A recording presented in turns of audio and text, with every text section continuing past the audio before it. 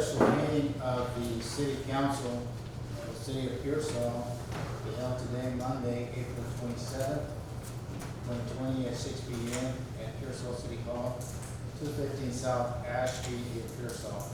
So this is going to be limited to the city council. May I have a roll call, please?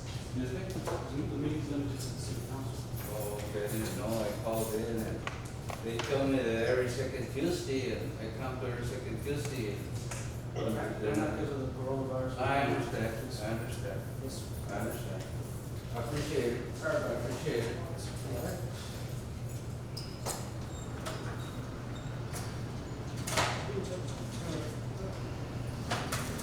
Okay, roll call, please. Mary Moore. Julian Hernandez. Here. Richard Ganda. Here? Sonia Hernandez. Here. Brenda Trevino. Here. Abel Nieto. Here. Roland Segovia. Here. Davina Rodriguez. Okay, we do have a quorum. Let's stand for the invocation and pledge of allegiance. Mr. Netley, will you? Heavenly Father, we thank you for gathering us here this evening. We ask that you guide us throughout this meeting so we can make right decisions to all the citizens of Pearsall. In your name we pray, amen. Pledge allegiance To the flag of the United States of America and to the republic for which it stands, one nation, under God, indivisible, with liberty and justice for all.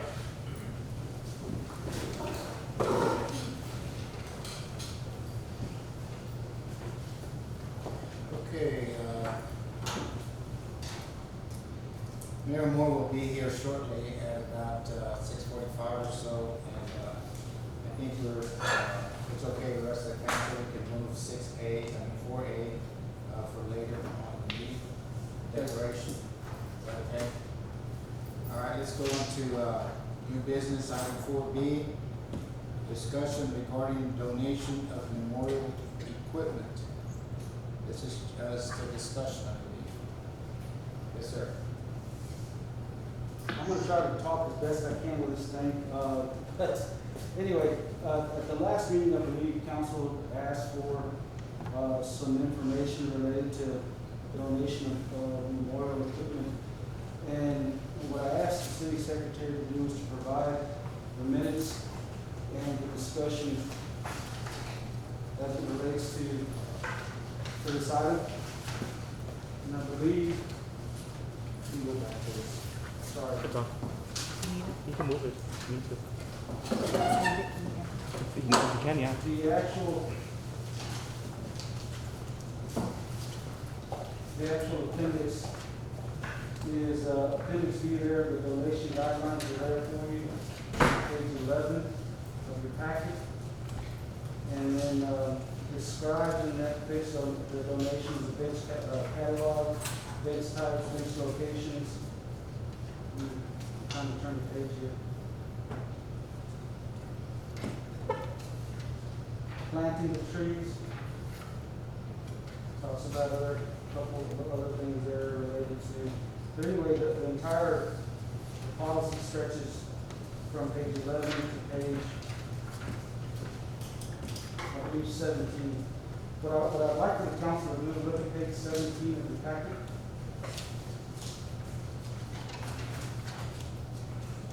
Page 17, I believe this item was addressed back the last time this was addressed was May of 2019, May 14, 2019. The item, I believe,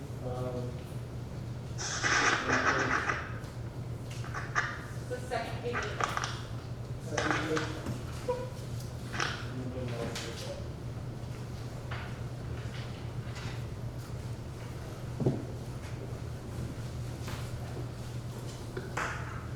Page 18.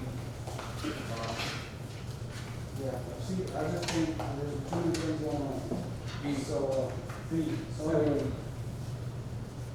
so that was the item, so I'll read it to the council, I guess, the discussion of possible action regarding fees of use of city parks or donation of memorial equipment. Currently, the former finance director updated the fees for the use of city parks and provided a fee schedule for memorial donation items. Commissioner Gaviano for regarding the timeframe. And so we asked that we proofread it and ensure the accuracy of the information. Aside from that, this item was tabled, so there was no direction after that, particular item, so it's been tabled ever since. But anyway, the regulations are included in here. Besides that, there's not anything else that I have. Can we untable this item?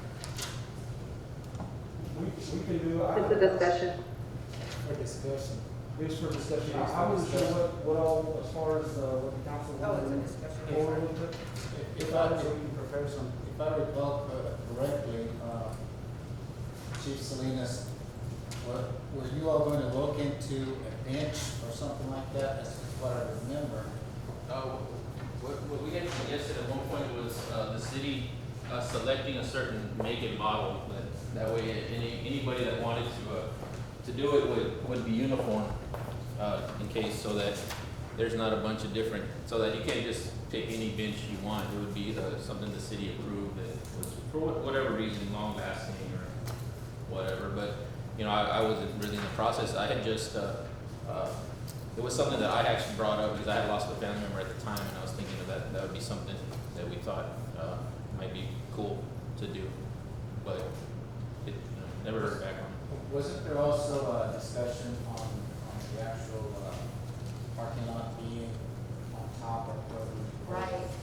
I Yeah. think I remember that they had talked, we had talked about that, but where they had the actual cross at the time, after we, had started to remodel, or I don't know what, it was gonna be like right in the middle of the parking lot almost, if I remember correctly. I don't know, y'all. Yeah, I remember also discussing it with the previous city manager, and, I know that we had mentioned about leaving a little area, but he said something about that they had to pave the area, you know, because they couldn't wait they couldn't wait on us to determine what we actually want. We had also talked about like either planting a tree in, Or we right tried around that, I a believe so, bench, remember? planting a tree or a bench or, yeah. Right, And just donating it to the city. Right.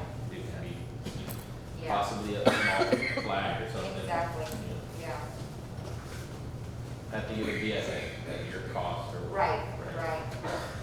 And whose cost? At the individual, family cost. Yeah. Yes. Sorry, so if you look on page 15, right here on this form, it has a breakdown of how much the tree was going to cost per the previous staff members that selected it, along with the bench that they did select. The bench is priced, I think, at $3,200. That includes them cementing it, mounting it, I think the plate, it has a breakdown right next to it. So that was selected, I guess, by the previous city manager. But since this was tied in with the sports complex or the Latino Park piece, Right, right. everything got taken.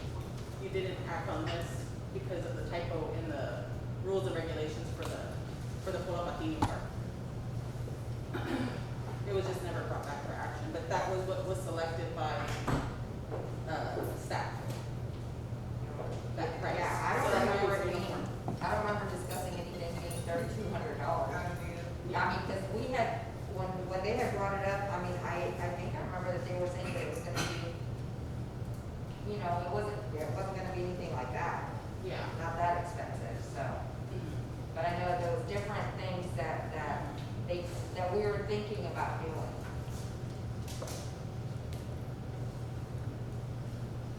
And this I got from that same meeting.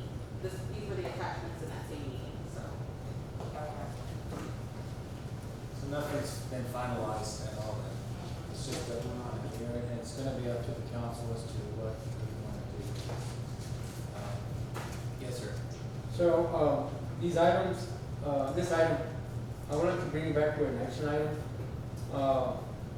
Because I hear what, the council, the previous council is saying, Mr. Vino, Ms. Hernandez, and yourself. But, I feel that, you know, they're not asking for a real big, monument. I think they're just asking just for a little, place where that individual, lost his life. And it's, I don't know, you mentioned how big it is, but I know it's not that big. And I know that, like Mr. Luna said, that, there's concrete there already, but there's nothing for us to allow, you know, a little monument to be put there. Not a monument, like a tree, you know, or if the council so wishes, a little monument, you know, that, because I don't think that area where that incident happened, if y'all know what y'all are talking about, it gets, crowded every single day. You know, because that parking lot only, I seen it only packed one time, and I was through the Oktoberfest that we had, Hispanic Fest. Other than that, it's hardly ever used. So I don't see a problem to us, you know, doing a little, ceremony or monument or tree planting there in that little area. But like I said, you know, right now it's just a discussion. I wish that, we can bring it back for an action item. The only question I would have, just some direction for the council, is do you want to just, is it just this one individual? We're talking in general for anybody else that wants to do this? Just to make sure I understand. I don't, It was just for that. So there's not necessarily a policy that you want to do a one-time, this one time thing that we do. We're not making a policy where somebody else wants to put in a paper, or wants to put in some sort of. No, that's, it's just a one-time. case by case, I guess. So, Well, it was a request by the parents at the time, and so we were looking at what we could possibly do to honor their request. However, most of that area was paved over. right. And so, you know, I know that in the past, the city has, had trees planted in different areas in town and so forth. And maybe not on behalf of individuals, but just as a part of, another, donations or whatever it may be, you know, to enhance the city. So, you know, we could possibly look at, maybe planting a tree out there that's needed somewhere and something like that. But I don't want to get into, I wouldn't want to get into, we're going to have a policy that from now on we're going to be Right. setting up because then they're memorials. gonna say, well, you did it for them, why don't you do it for us? And it is important in this case because it was brought up for the council and so forth that possibly, I know that the school district has done that before where they plant a tree in memory of students or staff that no longer is. So maybe at one time. A one-time tree, possibly. I have a comment. Yes, ma'am. So this bench, it was gonna be a dedication paid by the parents? It was gonna be supposedly gonna be paid for by the parents, is what I understood. That's what I understood That's as what I well. understood too. But I think they now want Okay, something small. so with that being said, I think benches and dedications, they look really nice at a park. I know that the rodeo has benches that they set out and they cost about $3,500 to $4,000. But the San Antonio Rodeo Association, they don't pay for it. The person that is dedicating that bench pays for the bench. And they'll have loved ones, you know, with their picture, their name, a saying that they used to say. I think if the family members are willing to do that, I think it would be nice and also beautify our park. Just like at our church, you know, family members have purchased windows and it says in memory of, dedication to, and those family members pay for those windows at the church as well. And that looks very nice. It's keeping a memory. I know we also bought benches at the church in memory of my grandfather and stuff like that. No, the city wouldn't have to pay for it, but I think as, you know, family members losing loved ones, I think it'd be a great opportunity for us to invite everybody that would want to purchase a bench or dedicate a tree to their loved one that has passed. The $3,500 sounds about right. These are very nice benches that are engraved on it, and they could probably pretty much put anything on it. But, if that family had shared interest in it, I think maybe we should really consider it and look into it, where the city doesn't pay for nothing. And those benches would beautify our park. That's just my comment. That sounds good.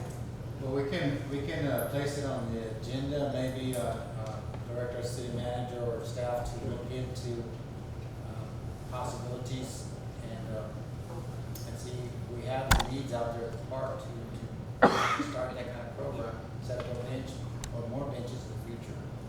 Or trees, whatever it may be. So, Well, I'll ask to put it on the agenda, so. Do I need 3 more, or? okay, we can do that. and- I'll get it on there, just tell me what you- Yeah. I'll get it on there. It's just for an action item. Sure. Just do it for that. We can do that, now, or, our city manager, or any inquiries after night item number 5. I'll get it on. Thank you. Any further discussion on this, item? I want to say another comment about like the selection of parks. I think that, we do have several parks in our community.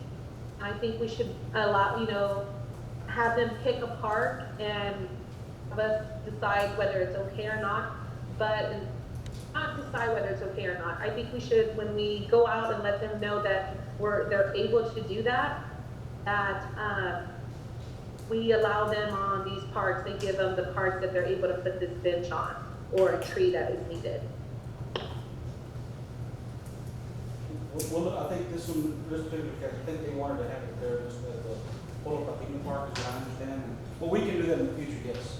Yeah, we can certainly consider Okay. all that input at the next meeting, but I believe this is the park where they wanted something. Okay, there's no further discussion on that item. Let's move to item 4C. Review and consider directing the city manager to direct the street department to zip and overlay Moreno Street off of FN 140 between Kennedy Street, Ross Street, and Washington Street. This is an action item. Motion to discuss? Second. There's a motion and a second. All in favor? Okay, this is, Mr. Dreas. What is this item about? I'll give a brief based on what I know. This area, from what I gathered, I've talked to the street department and the public works director. I think there's been an issue with this as far as, not only the potholes, but the drainage. And from what I gathered, speaking to them, I know they did some pothole patching about 2 months ago in that area. And it's a continuous issue with pothole patching and just the overall condition of the street. It is in poor condition, I'd agree. I said I've been out there a couple of times. This last time I went out, yeah, it's in poor condition, and I think this was a request by some of the council members to put it on the agenda. But there has been some patching done out there. But I don't know that we, on our end, without addressing drainage, it's still, I would say we'd still have the same problem. Again, I'm not an expert when it comes to laying street work or laying any type of pavement, but again, and anybody here can correct me if I'm wrong, but I understand it's been a drainage problem for quite a while. It is something that was brought up for the last 3 or 4 years, actually, on the council. I brought it up several times. However, the last we understand, or I understood, is that our engineers were going to look at the flooding issue out there, because the water floods from Christie Street, from Davila Street onto, through the neighborhood there. It bypasses, jumps the curb, and it goes on to Moreno Street. So some of those houses are underwater when it rains, and that's what we were trying to address in the last few years. Is what can we do about the drainage, flooding issue there before we put more money onto the street? Because we have, it's not the first time, it's probably been redone, resurfaced, pothole-wise, patches about 3 or 4 times, and every time it rains, it flushes it out. So I think it'd be prudent of us to really kind of step back a little bit on this one and find out what we can do with the drainage situation out there before we start looking at fixing some of those streets. And most importantly, to alleviate some of the issues that residents are having with water underneath their house every time it rains. That's a problem there in that area. And I agree with you, I mean, council members put it on, it is, I mean, it is in poor shape, all those roads, there's no doubt. Yes, sir. Sir, I hear what you're saying, I hear your concern, and, what I have to say about this street is that, I've gotten a lot of calls on it, and, as a matter of fact, I'm one of the ones that, did the effort to put it on the agenda for today, and I did call Mr. Federico for him to go witness himself. The cost of the, and I'm not an engineer, but the cost to fix this street is not gonna be in the hundreds of thousands of dollars. Okay, what I'm looking at is I'm looking at, and we have the equipment and we have the material to do it. I don't know if y'all been up there by, Beckle Street and, Ash Street, Beckles and Ash, right there, the red corner, which is right in front of, Mikasa Restaurant.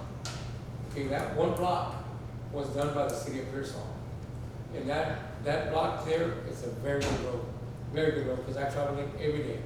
It's a very good road, and that was done at a very minimal cost by the employees and the equipment of the city of Pearsall. We don't have to interlock with the county, we don't have to get any engineers to be out there and stuff like that, because I think we have the potential of our employees, you know, led by, I believe, Jose Navarro, to do that project.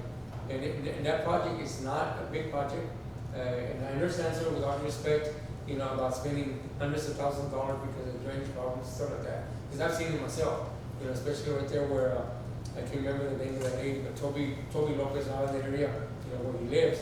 Yeah, it is true, but if we can just overlay it, not spend hundreds of thousands of dollars in it, and just fix it, because just so it can be drivable, because it is pretty bad. You know, it's very bad, and right now they're using they're using Washington and Kennedy to try to get across there. And before you know it, those streets also going to be damaged, you know, with the wear and tear of the vehicles on the street. So I'm going to really consider asking the council that we have the equipment. The bottom line dollar, I know it's not going to be hundreds of thousands. You know, if anything, 10,000, you know, 15,000, you know, asphalt and zip it. We have the equipment, we have the manpower to do it, and it's just a straight shot. You know, it's not, you know, like a mile or 2 miles where we're going to go be doing all this work. And that's going to be my consideration to the council to please consider doing this street, because you know, I understand what you're saying, sir, with all due respect, once again, because you know, you've been in the council 4.5 years and you've seen these. But the problem that I see is that it's always been put in the back burner. You know, once again, talking about Roosevelt Street, you know, talking about all these other drainage streets that we have, you know, problem streets that we have, you know, they're always put in the back burner. And like I said, I just feel that this is a necessity, and I think it's money well spent. And I'm not talking about, once again, my last comment is that we're gonna spend hundreds of thousands of dollars on this street. You know, it's just a minimum of $10,000–$15,000, you know, just to zip it and asphalt. And like I said, if y'all wanna go see some of the work that the city did, which I'm very impressed and I'm very happy for, it's right there on Ash and Pickles. That one block right there, and you'll see it. And it's a very good I have a job. question. Yes. Okay, so the question is for these, the 3 streets here, we're talking about Kennedy, Blas, and Washington. And, Councilman Hernandez, you were mentioning that we weren't fixing the roads because of the flooding issue. I understand what Councilman Segovia is saying, that it'll be very minimum cost to fix the road. If we don't fix the infrastructure, if we don't fix the flooding like we are having on Chaparral Road, this is gonna go back to the Chaparral Road. We can fix the road, we can fill the holes, but if it's still gonna flood, it's gonna turn into a $20,000 Band-Aid, $60,000 Band-Aid. We haven't fixed Washington, Blas, and Kennedy for flooding issues. I really think that we need to ask our city engineers what we have to do to fix the flooding problem first versus repairing the street. Because we're gonna go back straight to like Chaparral Road. So we're saying, let's leave Chaparral on the back burner because it floods there and we don't have the equipment for that project, but we're gonna go to Washington and Blas because we have the equipment. But I think from what I'm understanding from what Councilman Hernandez says, is that it floods there. So every time they fix it, it washes away. So if we fix these streets, are we gonna have, is the street gonna wash away? Or if the street's fixed, it's gonna fix the flooding problem? That's my question, and if the engineer's there, I would love to hear from the engineer. Well, the engineer is not here, but, the water that comes down onto Moreno Street comes from, further up. Garcia. From Garcia. Garcia Street and from Christie Street, all those streets up in there. It floods down, comes down, jumps the curb, misses the drains a little bit, jumps the curb, and then comes right through that neighborhood. So that's the issue that was holding us up for fixing that street, because I asked for that street to be fixed the last 3 or 4 years. And that's the main issue. I think when we, when we fixed our, Go ahead.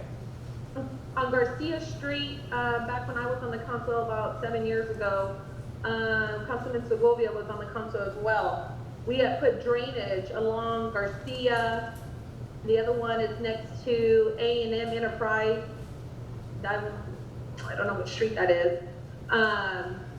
And the draining issue kind of fixed the top part, but I know that the water's setting towards the end.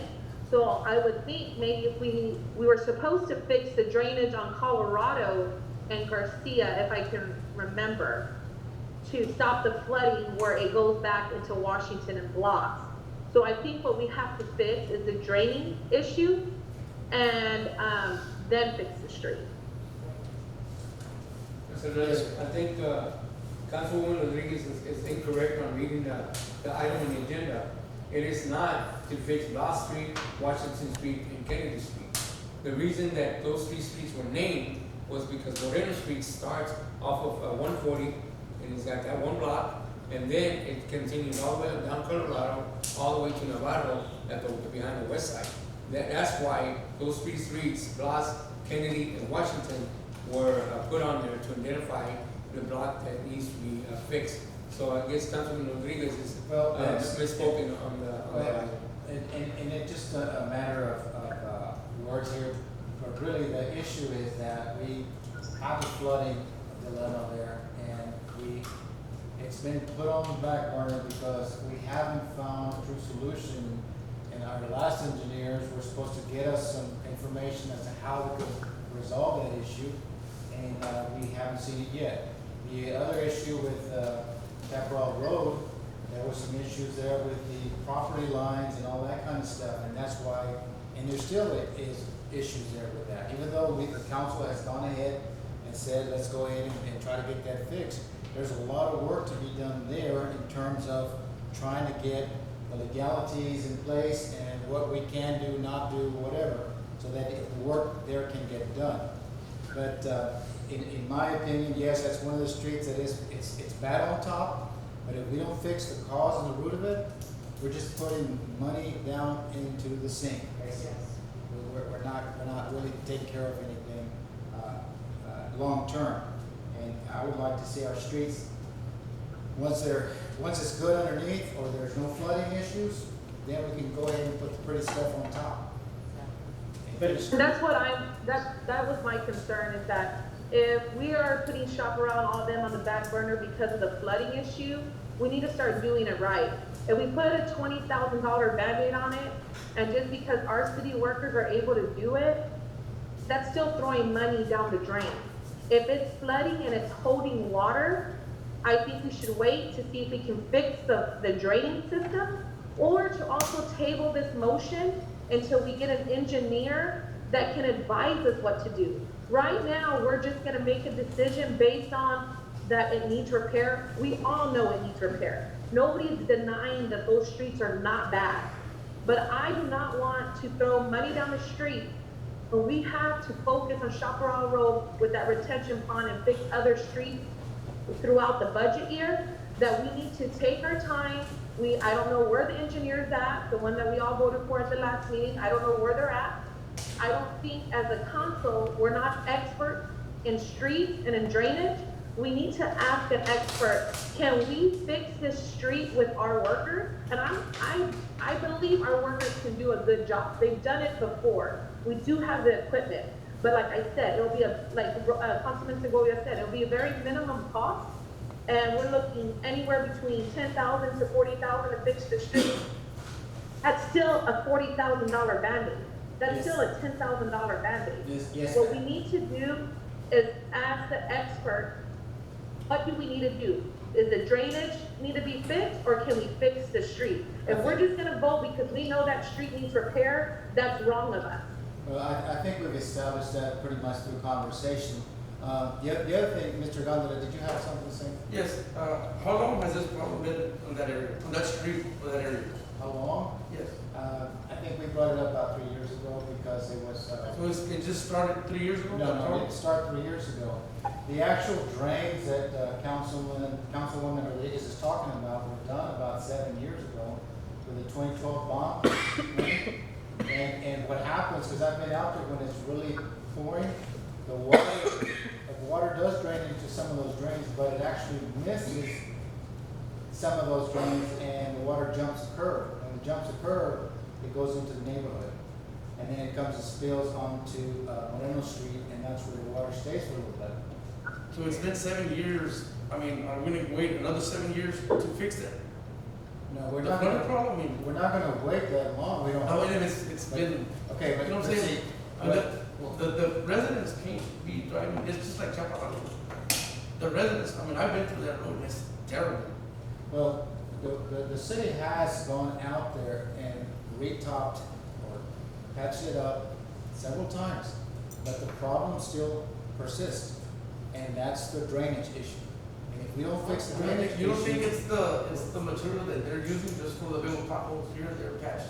I don't know, we leave it up to the city, right? Okay, to do their best. Governor, The situation though is this, if I may just say this. Okay. $40,000 for this, $25,000 for a feeding program, $10,000 for, or $15,000 for doing title searches on properties. You know, it's adding up, guys. It's adding up. We're in the middle of a pandemic, and we have got to look at our resources. I'm sorry to say that, but you know, we'd love all these streets to be done. But we need to kind of step back a little bit and say, what is gonna happen here in the next month or two? Because I know that our sales tax is gonna hurt. I mean, we're not where we're supposed to be. If I can. Councilman Hernandez, I have a comment, maybe to Councilman Gondra. I know we are all trying to get these streets fixed, but we need engineering advice. We need to know, especially now that we know that we have the equipment that could fix Law Street, Washington Street, Kennedy Street, then we need to ask them, is that all that it needs to be done?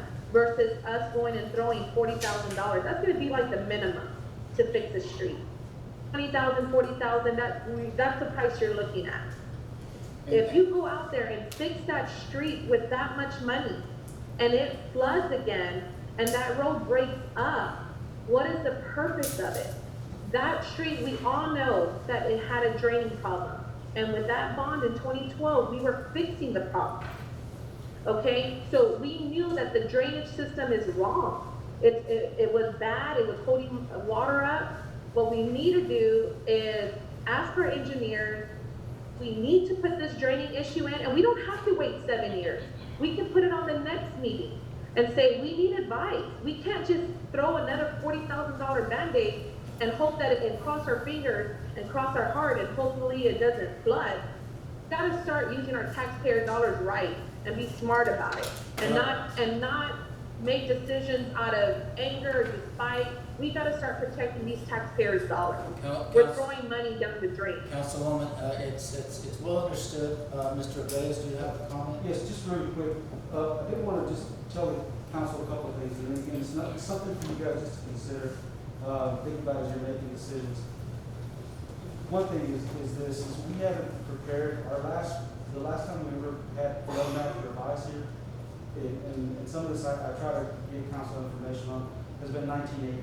That's been the last time any of our flood maps, which we have to turn into FEMA, were ever done, 1980. So again, there's nobody here that we can say it's anybody's, it's something that we don't have to be, I don't have to be done, okay? That's just our maps. You have to have a map, what they call a master drainage study, that I would recommend to the council. A master drainage study will give you some idea of how to resolve some of these issues. So you have to, and I don't want to turn it into just studying things. That's not my intent, and that's not what I'm trying to accomplish. What I am saying is, it does require a little bit of analysis if you want to really solve the problem.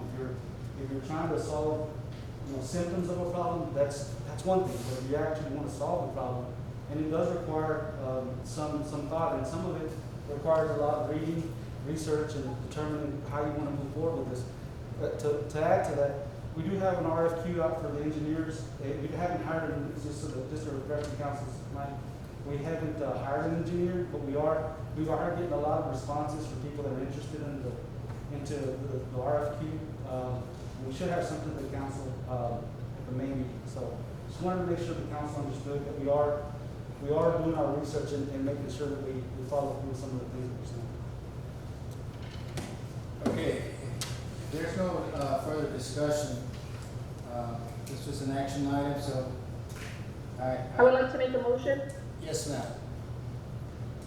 I would like to go ahead and table directing the city manager to direct the street department to zip overlay Moreno Street off of FM 140 between Kennedy Street, Blas Street, and Washington Street, and get some advice about the draining issue and get that master plan in place, and if we can place this on an upcoming meeting. Okay, there is a motion on the table. Is there a second? I think that sounds good. I'll second that. Seconded by Councilwoman Trevino. Discussion. I have discussion. Yes, sir. Discussion. I don't know who Councilwoman Rodriguez wants us to get advice from when she knows that we don't have an engineer on staff right now. So I don't know who we're gonna get advice from. And this stuff about having to wait and wait and wait, I think that we waited long enough.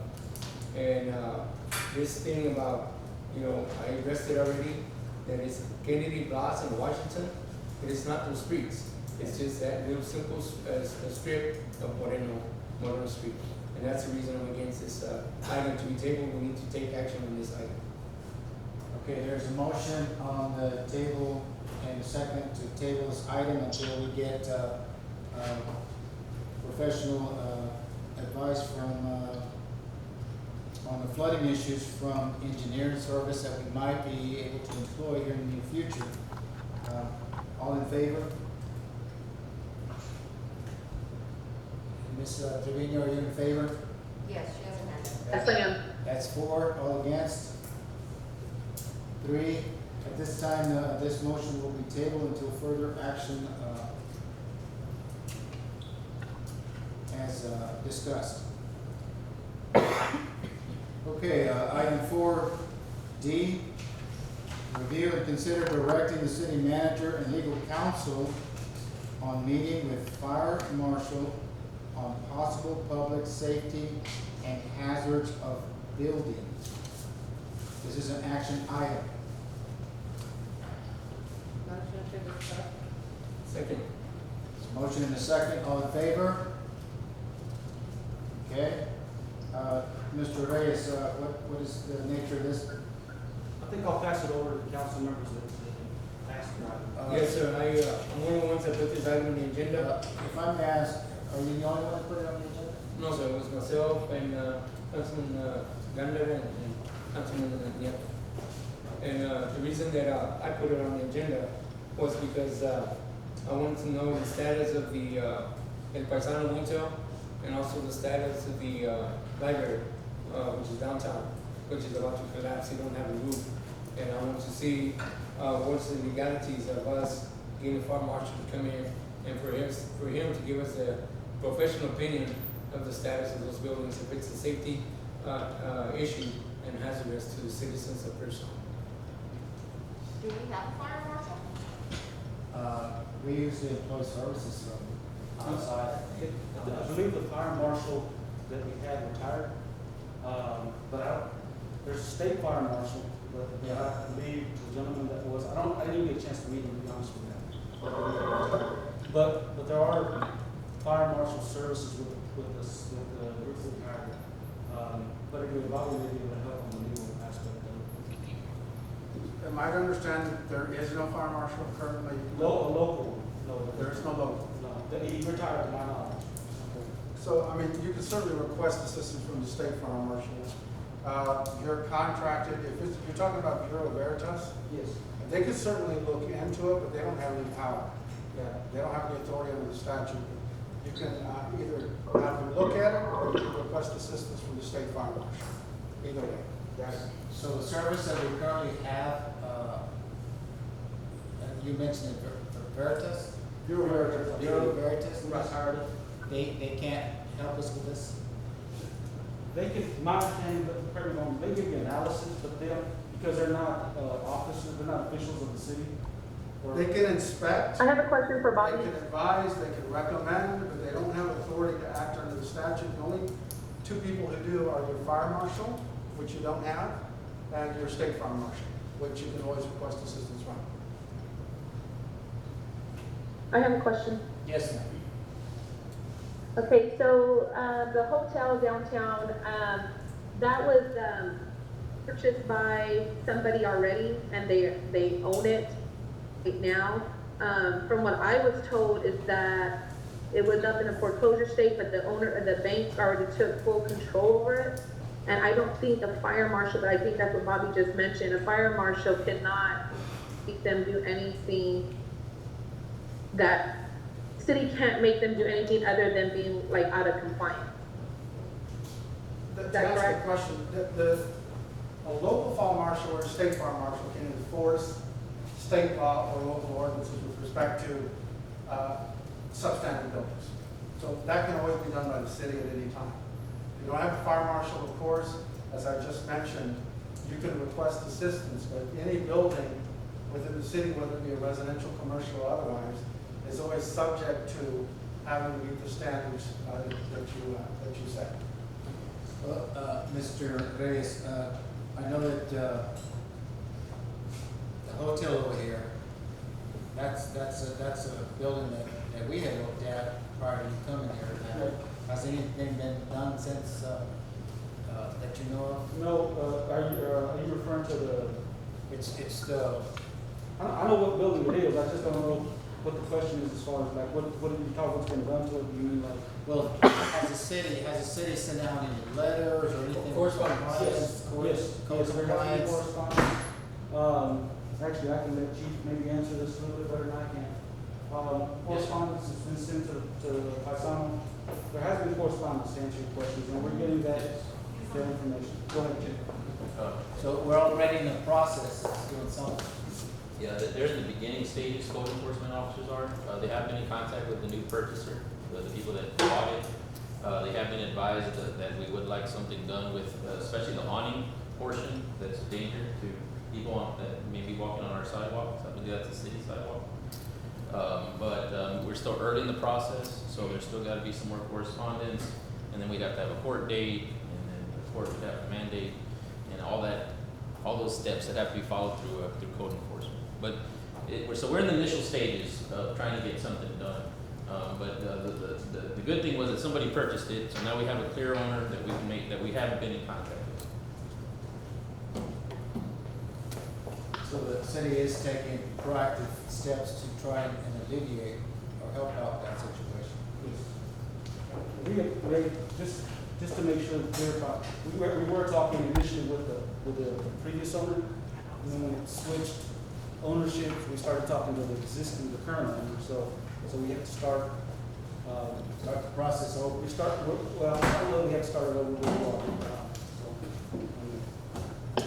Councilman Hernandez? Yes. We have people on here asking if any of the council members are talking, or the attorney, if they can put the mic towards their mask or remove their mask, because they're not able to hear anything. We'll do that. Okay. We'll do that. We'll try to speak up. Thank you. Okay, any other considerations or discussion on this? So we clarified that somebody is purchasing the Paisano motel, is that what we're saying? And then. Already purchased it. They already They purchased? already purchased it, and then, what about what did he say, the old library? Yes, sir. So, do we know who the owners are, that maybe they could do something about that? The old library belongs to myself and my family members. Everything is caught up to code. There's no access into it. We boarded the windows. Haven't got any letters from the city stating that we're out of compliance as of now. Council, Mr. Maldonado, on this particular item, since it says it's trying to meet with the fire marshal on possible public safety and hazards of building, it's just one building we're talking about. I think it's prudent on our parts, possibly not to mention which buildings we're Well, thinking it was, about. if you look at the agenda item that requested, sir, it's supposed to say buildings. It was a typo error. I understand, but there's no specific names here for any buildings, or it's just in general, Yes. okay? So, Councilman Segovia, what is wrong with the library? Nobody has access into it like the other building. And if Abel and Richard signed off on that, what problem do y'all have with that building? Well, I think at I this think you as an point, owner of that property, you should not be interfering with this, item, ma'am, because it's a conflict of interest. well, I think at this point, it's. I'm The not gonna- question. I'm not gonna allow, going back and forth on this item like this, okay? The issue here is whether we direct city manager and legal counsel on meeting with the fire marshal of possible public safety and hazards of the building, okay? And, that is the issue here. Yes, sir. Sir, I would like to make a motion. I would like to make a motion that, we go ahead and direct the city manager and legal counsel to meet with the, state fire marshal, okay, on a possible, public safety and hazardous, buildings, substandard buildings. That's my motion. There's a motion on the table. Second. I have a Okay, there is a second discussion. Okay, I feel that, if it's gonna be on this particular video, I feel that it should be on other buildings too, Yeah. that need to be addressed, not only one particular building. We can't target just one. Yes, We it's need to buildings. target all of them. On the item, That's just. on the item, it said buildings, but it was a typo. Well, that's just my opinion. Yes. You know. Okay, I have a question about cost. What is this gonna cost? Yes. I'm very nervous about spending money right now because of the situation we're in. What is this gonna cost if we do not actually need to be doing this at this moment? What is this gonna cost? Let me get to the mic. It's. It's already on. Did you put tape It's on? on, yeah. Could someone turn it off? Well, to answer the council member's question, the cost to meet with the fire marshal is, I would assume, minimal. But to actually tear the building down, yeah, somebody's gonna have to tear it down, whether it be the property owner or the city. So to answer your question, it would cost money. Now, the city could recover their cost with the lien that we put on the property. And Bobby can correct me if I'm wrong with this, but that's how that would happen on the city side is we would tear structures down with, assuming we go through the process, and then we file a lien on the property. But we don't have exact amount, we don't know what we're looking at in terms of cost. No. And so, once again, we're gonna go out and spend money we don't know we have. But it's not even, we're gonna. Yes, sir. Mr. Milano? No, as it relates to the agenda item, it would not cost the city anything to have Mr. Reyes or myself meet with the state fire marshal or to have a conference call with the fire marshal. So that part of it, as it relates to the agenda item, wouldn't cost anything. So right now it's just to discuss it with the fire marshal. I believe that that's the request that's being made at this time. I have a question for Bobby and a comment. Yes, ma'am. So Bob, since Roland mentioned that he has on his signatures for the library and the Pisano building, then you had those two people sign on it. They had to mention the names of the building in order for me to vote on this, or would I be able to vote on this? Because what I'm suggesting, not just because my family, I have ownership in that building. The thing is that we have a zoning department and the non-compliance department. There's a lot of buildings that are falling apart, other than the two that Roland mentioned. I know Roland's mentioned it he's mad. My thing is this, is that we're gonna take the work away from the people that we hire to go and issue tickets. If they see that it's hazardous, they're supposed to submit a ticket or a letter, just like they sent us a letter 2 years ago to board up the windows, to make sure nobody could enter the building. That's what the zoning department told us to do. So now we're gonna go ahead and override them and pay money when we're already paying these people to issue tickets out. I don't know where you're getting at, Roland. I don't know if you're just trying to hit below the belt. But my thing is, he's gonna overpower the zoning department. If the zoning department says, I'm already aware that the Pisano building has gotten notice, the new owners, that the building is in non-compliance due to it falling down. We got a letter a few years ago to board up the windows, just like a lot of other people did, and a lot of people followed it. But what is the purpose of overriding our zoning department? The other question I have for Bobby, since the building is not named in there, am I still able to vote, or do I need to abstain? Well, we need to focus on the agenda items only and not other issues. The agenda item is very plainly written, and Councilwoman Hernandez clarified that she wanted it to be plural. Councilman Segovia said he intended it to be plural. So that's what you're voting on. It's the agenda item as posted, which is So we're gonna do all the buildings in the city of Pearsall, all the overgrown yards, all the houses that are falling apart. What are we voting on? What is the purpose of this motion?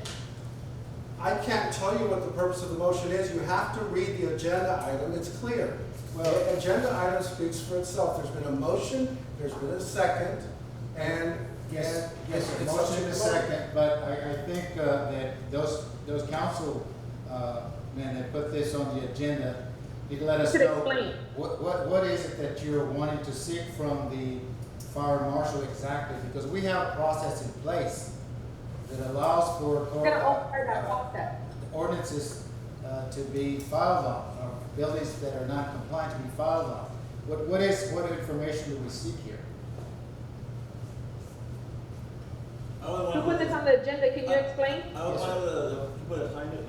Yes, sir. My question is, are they building hazardous to any citizens? I've had people approach me and ask me that they're walking by buildings, and especially younger kids, and they see people like trying to either go through the sidewalks by someone and over in the alley. Younger kids trying to get in the buildings, in the middle of the night. So that's why I signed it.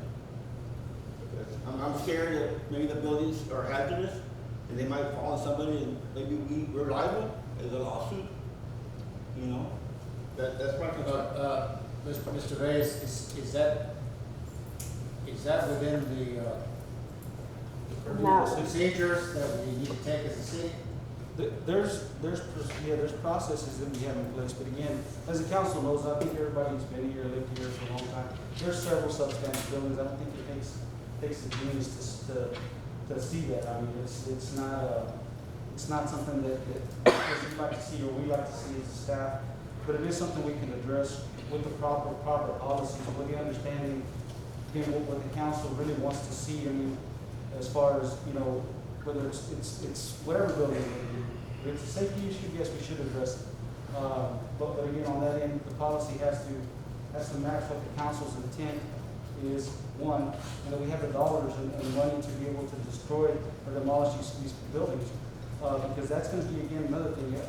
I'll say this, and I've done it before, you know, you can tear down buildings and you pay for the cost, but to recover that lien cost is not easy sometimes, because. Yeah, you may not get it. You may never receive it. You may go 10, 20 years with the Nope. So you have to understand that on that end, that those things may happen. Again, I'm not saying that it's gonna happen, but those are things that, as we move forward, those are things you have to consider. I have a comment, The Julian, problem, Hold on, yes, sir. on the problem here that, the demolition. some of y'all council members are conflicting is that the cost. We've already heard from the city attorney that there's no cost in this. It's just speaking to the state fire marshal to come in and see if these buildings are standard, up to, substandard or not. Very simple, very simple. I don't know where you heard the word excavation. I don't know where you heard the word knocking down. I don't know where you heard all that stuff. Okay, those are people that are trying to make people believe other things. Okay, this issue is very simple, asking for the state fire marshal to come in to see if these buildings are substandard on safety and issue for the citizens of Pearsall. Very simple. And that's the only information we want, it's just to find out whether they're safe or unsafe.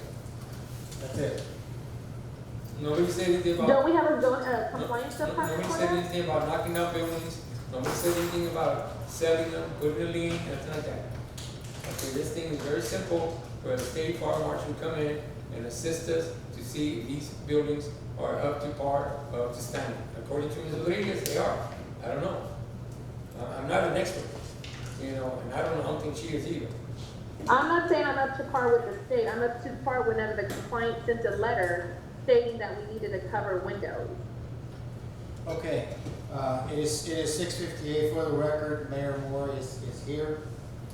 So I'm gonna turn it over to Mayor Moore. Can you finish the motion? We're on 4D. Can you go ahead and finish the item with a motion? Okay. Second. Yeah, there is a motion on the table to direct city manager and legal counsel on meeting with the fire marshal, State fire marshal. state fire marshal on possible public safety and hazards of buildings in town, Substandard buildings. substandard buildings in town. And a second, was there a second? There was a second by Mr. Gondeta. All in favor? I don't know if I can vote on this. Okay. Well, she spoke. All right, so, it is, 1, 2, 3, 4, 5, 6 in favor. And Abstain, just because I don't know what he's talking about in his motion. Okay, one He's abstain. mentioned a building that my family owns, so I'm gonna abstain on that. You didn't even participate in it at all. So, this is just to direct the city manager and legal counsel to meet with the fire marshal. And, figure out which buildings might be safe, unsafe. Okay, we're gonna move on to E. Can you call for the vote? I mean, can you, the motion pass? We call for the vote, the motion passes 6 and 1 abstention. 6-0. Thank you. Okay. Go ahead. Item E, Item E. review and consider authorizing legal counsel on search of property owner deed on North Chaparral Road. This is an action item. Need to entertain a motion to discuss, please. Motion. Second. All in favor? Yes, sir. Mayor, council, I'll pass this along to the council members to put this on the agenda. For- Mayor, I'm one of the ones that put this item on the agenda also. As you know, this is an item that it's been going back and forth for the past 6-7 months. And according to Councilman Hernandez, it's been going on for like 3-4 years. But as is speaking to some of the owners in the area, I talked to Mr. Reyes, and that part of that road, and I think Mr. Hernandez had brought it up at one time, that part of that road belonged to property owners, that they didn't all belong to the city of Pearsall. Okay. So I went out there, and sure enough, there's a pin that sits right in the middle of the road, on Chaparral Road. So it was correct by that landowner, Mr. Hernandez, of the rumor that he had heard. And so what I did was that we had already been in the process of trying to fix that road, but taking a step back, once again, going into the legalities of having to go with landowners, stuff like that, because supposedly it was true that that part of that road belongs to property owners. What I did to try to speed up the process is I spoke to one of the landowners, and I asked him, I said, if there's any possible way he can give me like a deed of his property so I can give it to the council or give it to the city manager or Mr. Maldonado, if it so wishes that it passes on this thing for them to look into it, that if the council so wishes to fix up that road, as we have talked about, that the first step that we have to do before anything, before an engineer, before any patch of work, anything else, we need to see where it belongs to the city of Pearsall or not. And that's the reason that this item is on the agenda. And if I may, I want to give this copy of the property description to Mr. Reyes, that belongs to Mr. Medrano, which lives in the corner of Chaparral and Roosevelt. That's where that lift station is at, right in the corner. He owns 12 acres of land. And that's the reason. Ma'am? The what station? The council, the past council, they put in a lift station right in the very corner, on Chaparral and Roosevelt. Okay. There's a lift station there. Anyway, the owner right behind it, that's Mr. Medrano. Rodrigo Medrano. That's the property description that's on there. And like I said, you're probably gonna need some other ones, which is the Petty Herbs, and then Mr. Yad and his dad. And that's the reason that this item is on the agenda.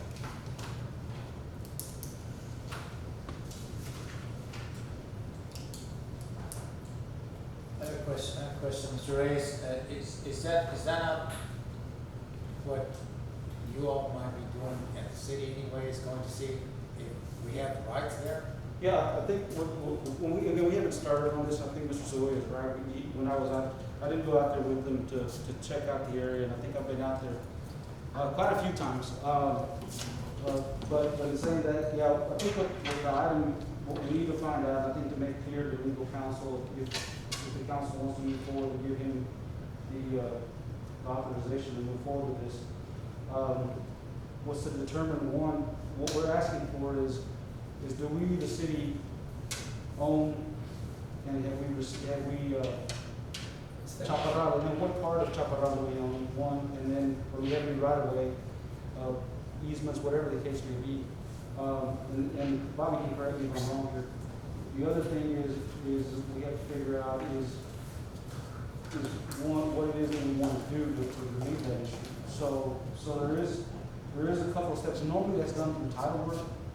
It's done through, normally your attorneys here, local attorneys may be able to help you out with the history of the titles. Kind of similar to what you do to buying a house. You go to your title companies to give you title opinions, title insurance. Same thing applies to things like this. You can ask them to help you with the research, because it's going to be more than just, to be quite frank, it's going to be more than just deep research. It's going to require some title opinions. Again, Bobby can correct me on some of this if you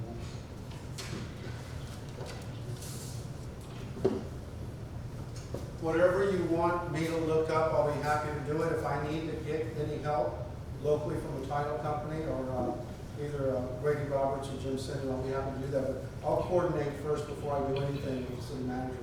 As long as I know what I need to do, I'll be happy to do it. If I need any help, I'll be happy to ask for it, but I'll work with the city manager in doing so. It won't result in any cost to the city, other than I don't know how far I can get before we ask anybody else for help. I remember, Bobby, that when we discussed this about 3 years ago, we were at the same point where you were going to do the research, and I don't recall that we got anything back. What we got was, the survey was done on part of the property by L&D. Okay? And it was determined that the property at that particular time, what the city was interested in, was owned privately. So I don't know exactly what we're doing tonight, so that has to be explained. But the work that was requested back then was performed, it was completed, and it was determined that what the city wanted to do would be on private property. And the private property owners would need to be consulted in terms of accessing that property. I think it was done at the time. They weren't interested in allowing the city to access it for easement purposes, to run water through that, but whatever was requested back then was completed. So what is the difference in today's request here, then, if it's already been done? No, you're asking, I can't answer that question. I don't know exactly what the assignment is for this evening, but I'll be happy to find out and do whatever needs to be done. I think I can answer that, sir. I didn't know about that project that y'all had done 3.5 years ago, the one that you're mentioning. So I think that part is done. I guess the part that needs to be voted on today is to access, to let Bobby do the access for them to actually do the paperwork. Actually do the paperwork to see if they're gonna get something. Because word of mouth is one thing, but actually put it down in writing with a notary public and stuff like that, I think that's a legal description that I'm looking for.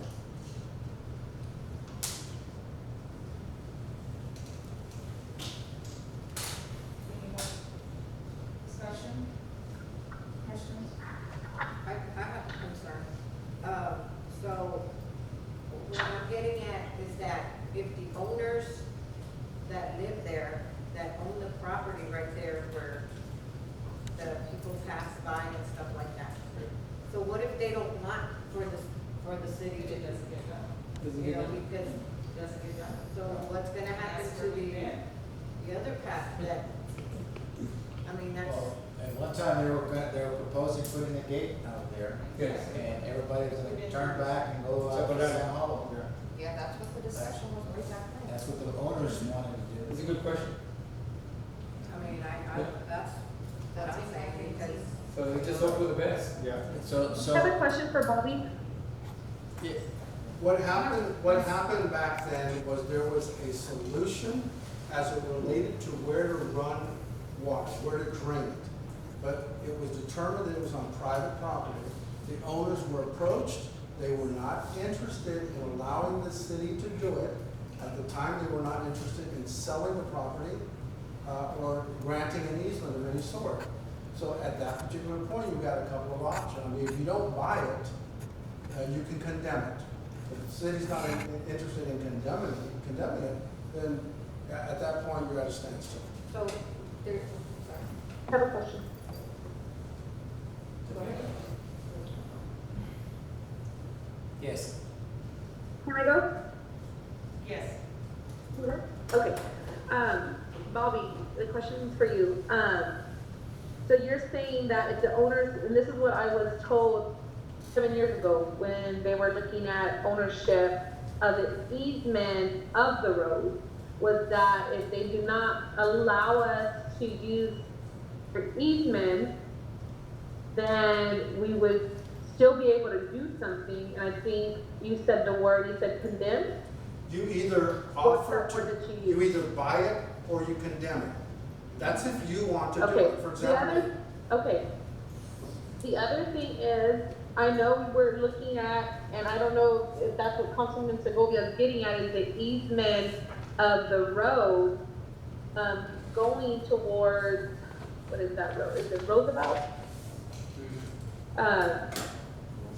Hey, we're looking at the retention pond to fix the flood, which is located on the other side of Patty Earth. Right now, whenever we talked about it 7 years ago about the owners owning land up to the street, we're aware of that. But what needs to be fixed is the flooding issue. So I would think that we would have to go and look where the retention pond would go, where it needs to be, and at that moment, to see if the city owns that area and whatever owner is involved in that area. Because what we're talking about is on the street of the easement, trying to fix the street. That's gonna come later. I'm finding out about that property line. We need to do, and what we were all in agreement before was fixing the flooding issue. We need to find out where the engineer says that the retention pond needs to go, how big it needs to be, and there to see if we own that piece of land by the lift station, what other owner owns it. Then we go to the street when we're gonna fix the street. I think we're going backwards instead of forward.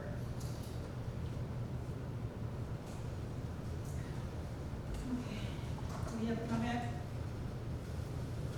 Okay, you guys need to entertain a motion to address 4E, please. I'll make a motion that we can give legal counsel the right to search property owners' deeds on North Chaparral Road and Roosevelt for access to the possible private road. Okay, there's a motion on the table, may I have a second? Second. All in favor, by show of, huh? Discussion. Yes, we can do discussion before we final vote.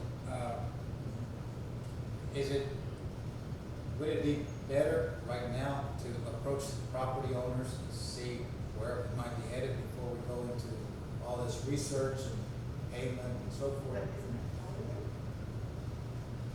it already? Well, that's where, That's what I'm saying, that would be part of it. yeah, that's where he comes in. Okay, so it has to go All inclusive. through the process. Yes. All in favor, by show of hands, please. Oh. All in favor? We have 6, 7. Passes unanimously. And I'm voting in confidence, for the record. Voting in confidence for the record. In confidence? Oh. Yes. Item F, review and consider moving forward with 2019-2020 budget. Item of police department new vehicle purchase. Action item, entertain motion to discuss, please. Motion to discuss. Second? All in favor, by show of hands, please. Yes, sir. Mayor and Council, I'm glad this item is actually on the agenda. This is an item that was brought to the council some months back. Now, I have been trying to make contact, trying to get some pricing for these pieces of equipment. If you recall, there was just not just the police car, but it was also 12 additional units for pickups for our public works department and some other staff. But in saying that, what we're looking at is financing these 15 pieces of equipment, and also financing the computers. So we want to do one whole financing for all of this. And we will bring this item to the council for an agenda item. My hope is to have it to you next month. The only issue we have, and the couple issues I run into, is that some of these different leaderships are now introducing the 2021 models. And at the time we initially requested to put this, I didn't have all of the information that our financing group needed. They needed, if you recall, I don't know if I mentioned it to the council, I may have not. They needed our audit, and as you know, the audit was done, I believe, in March. It was completed in March. So now we have the audit. I'm looking to make sure that we have the pricing right, and I will bring this item to you. So if you want to vote to move forward, I will bring you all 15 pieces of equipment, including the computers, for your approval at a future meeting. Hopefully, I can give it to you May this meeting, our regular council meeting. Mayor, once again, I'm one of the ones that put this item on the agenda. And the reason that I had put this item on the agenda is because, my 12 years of being in city government, sometimes, and I'm not trying to blame Mr. Reyes or the finance director under the bus, but a lot of times that when the budgets come down to an end, they try to play the little same penny here, penny there, and they try to put the capital purchases away into the next budget cycle. And one of the reasons that I put this item on the agenda was because I want to see for us to act, especially on the police vehicles. The other day, I'll give you a little history. I was in the corner of Quickster, and it just so happened that I rolled down a window, and one of the city vehicles was right next to me. And I didn't know it was because they got into window, so I just waved. And it was so embarrassing when they took off, you know, it was all squeaking and everything.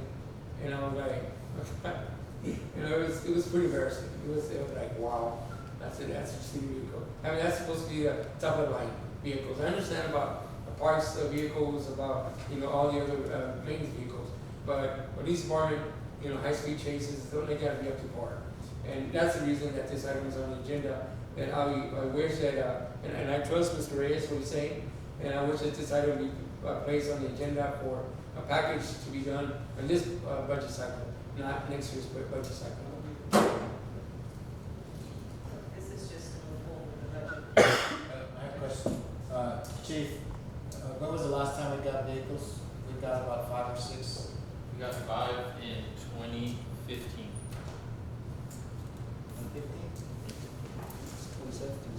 2017? 2017, I'm sorry. There you go. 2017, I'm sorry. We just got 5 in 5. 2017. And how many total vehicles do we have? 10. 10. So you asking for 15? No, the package of what we budgeted for at the beginning of the year. It was for everything. We didn't budget anything, just to be clear. Yeah, we didn't budget. We didn't budget anything. The only thing is, the one thing is we are, the way financing works, we don't pay it until the next year. Yes. So it'll be in next year's budget, but yes, the request was for three units, and the other 12 would go, again, most of them are with the public works. Oh, okay, now I understand. That makes sense. So it's to move on the purchase and then to be financed next year. Next year. We'll finance it this year, but the payment Start won't be paying until till next next year. year. Yes. I misspoke on that, I'm sorry. Yes, that's what it is. Chief, how many of your vehicles are like Well, older? the way, I believe it was 2012 when we got 5 Tahoes, and it was put on a 4-year lease plan. So as that one lapsed, you guys got the new ones, the 2017. 2017s came in. Well, now the Tahoes are on their last legs now, and so we're looking to throw in the new ones. And that's been our plan, to just kind of keep cycling through these vehicles, just rotating through these vehicles every 4 years, rotating fresh, so that these cars are lasting us 8 years. So the Tahoes will be finishing off their 8-year tour, and they're on their last legs. And right now we're at a zero balance on our repair and maintenance budget. Now we're hoping to replenish it with some insurance funding that came in, but right now we're at negative repair and maintenance on our vehicles. Not negative? Oh, 0, I'm sorry. No, Just 0, not negative.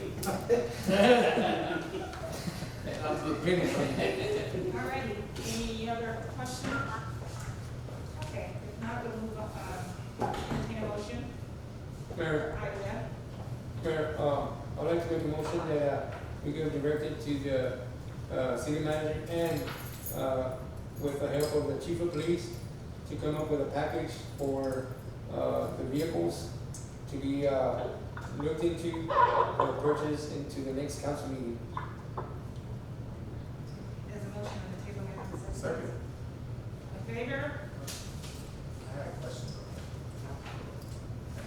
Are you talking only the police vehicles or 15 vehicles that we need? The police vehicles. I'm talking, my motion was police vehicles. Yeah, because that's the only thing that's here. Yes. And then you can add the others. Okay, all in favor? Motion carries unanimously. Alrighty, did we address 8? No, we have to go back. Okay, so we move back to 8. Discuss and consider declaration of public health emergency number 5 in accordance with the state law. This is an action item. Motion, may I have a second, please? All in favor? Motion carries, yes, sir. Mayor and council, I would ask, first and foremost, before anything, I know the mayor just got here, but the governor's orders are here, what he declared today. Mayor, you have to talk about Mr. V, have a- we'll give you a little bit of time to review that if the council hasn't reviewed them. Want to make sure that we all, the first pages that you have are the actual public, his press release, I believe, and it kind of summarizes what each order is. I'm not gonna go into every piece of this, but I just wanna touch on really, his number 18, his number 18, and that's a little bit in your packet. I think it's page, when you get past the, press release, it's page,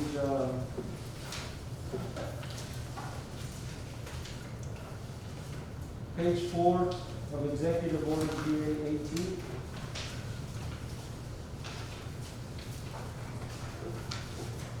Excuse me, page 3 and 4. Starts on page 3. Reopening services Yes. or retail services. Yes, on that, please read that piece. That's gonna be important, and a lot of questions are gonna be asked, related to that item, I'm assuming. But in that, this begins Friday, May 1st, at 12:01 a.m. for the governor. I'm gonna read them, just, I hate to read verbatim, but I'm gonna have to. Well, let's just go through it. Go ahead, Mayor. You want me to read it or you read it? Go ahead, I think you'll. Okay, number one is retail services that may be provided through pickup, delivery by mail, or delivery to customers' doorstep. Okay, starting 12:01 a.m. on Friday, May 1st, 2020. In stores retail services for a retail establishment that operates up to 25% of the total listed occupancy of the retail establishment. Dine-in restaurant service for restaurants that operate up to 25% of the total occupancy. So, if we have, what, 100 occupancy restaurant, so you would say they're only allowed 25%? Yes, you have an occupancy per building, and we're trying to gather that information, but every building has a per occupancy load. And so what we're saying is, not we, the governor is saying that 25% of that, is what the restaurant can have. You also determine occupancy load by multiplying the length times width in the area divided by 36.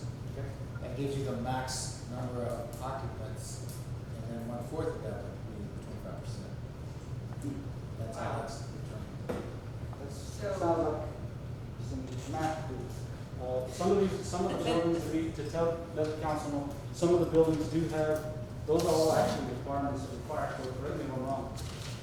Those are all, some of the buildings here have that, some don't. Yeah. So you're aware. So we're gonna try to do our best to try to enforce that piece of it. The very next sentence, couple paragraphs, in their very next piece of that is really important, because we've already had questions on that.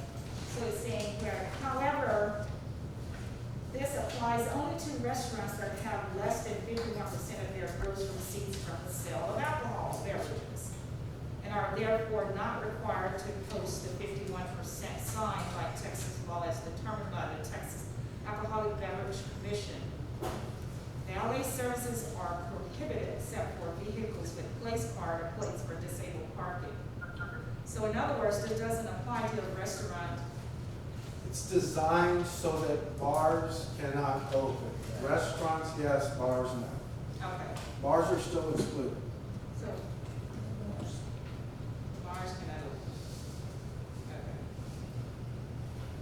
So long as the restaurant doesn't derive more than 51% of its gross receipts from alcohol sales, a restaurant can sell alcohol, but as long as they don't have more than 51% of their gross sales from alcohol, they can remain open at 25% capacity. 25%. Or they can open, I should say. Okay. Movie theaters that operate up to 25% of the total listed occupancy in any individual theater for any screening, which most of the time I go here, it's only like 10 or 15 people, or maybe 20 at the most. It probably seats, what, 50? Yeah, so they probably can remain, well, should open.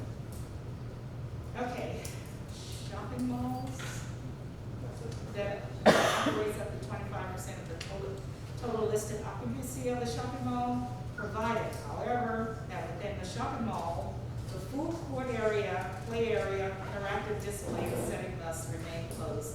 This is really not applicable to us, so leave that as. Okay, so, however, the library, that's applicable, that operates up to 25% of the total listed occupancy, provided, however, that a local public museum or local public library may so operate only if permitted by the local government. Okay? Any component of the museum or the library that have interactive functions or exhibit, including child play area, must remain closed. We are gonna have to get some direction from the council on that item. We all know that the public library, our library is currently closed.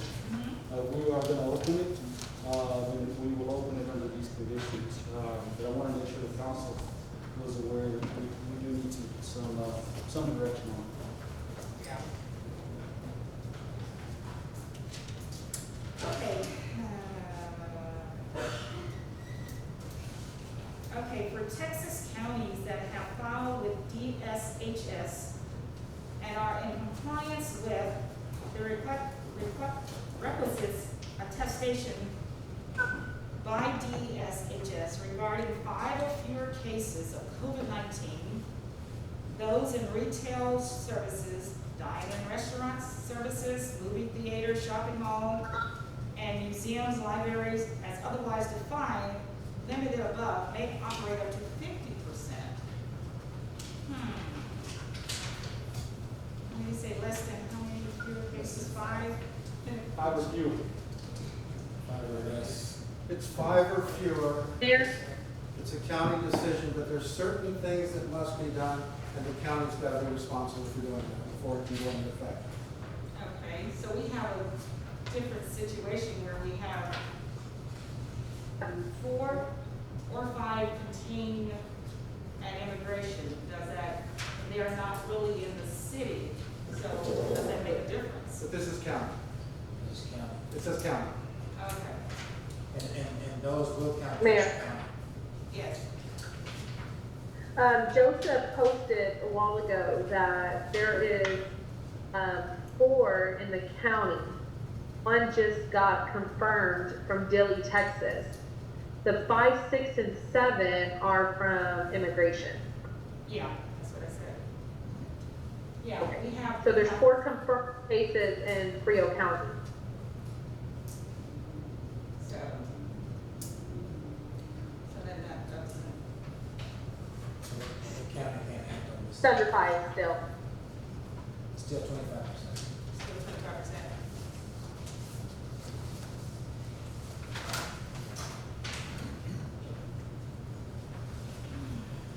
Okay, services provided by an individual working alone in an office.